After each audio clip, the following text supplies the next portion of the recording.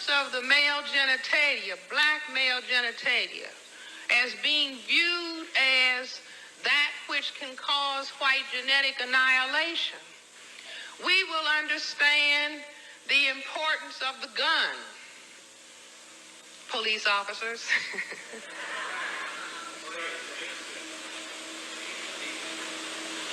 If we look at the front view of male genitalia, it looks like this. The lateral view looks like this. Just think about the lateral view for people who are far away. If you turn that around 90 degrees, what do you have? A gun. A gun. Guns are the most important thing in the white supremacy system and culture.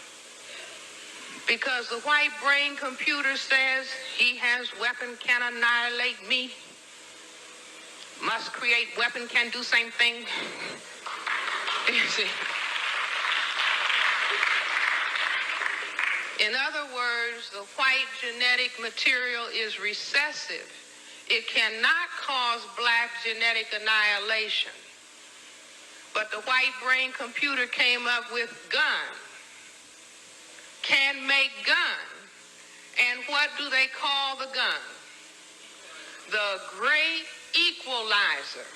See, these terms are not idle expressions. We treat them as idle expressions, but they come from the subconscious, because the problem, the fear of white genetic annihilation is not talked about overtly.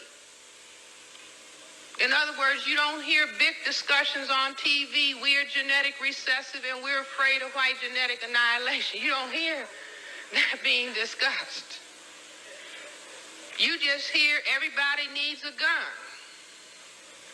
200 million guns in the hands of people in this era of the world, and they're not just in the hands, or mostly in the hands, of people who are classified as black or otherwise non-white.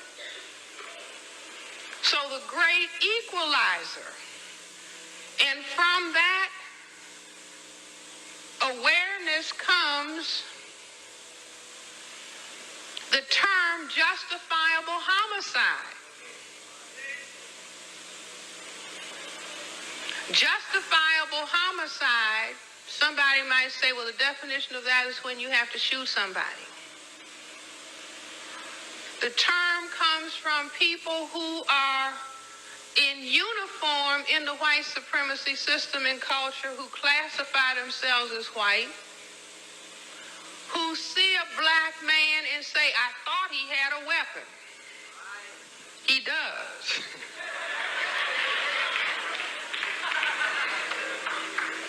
That's where that statement comes from, at the subconscious level.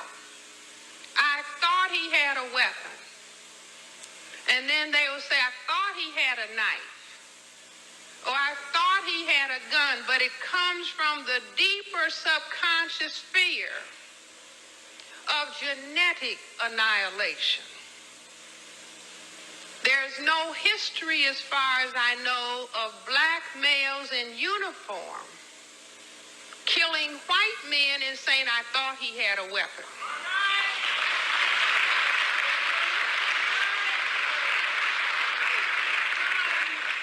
Now, maybe that's because they see better. I don't think so. It's just that the same fear is not in the minds of black gentlemen.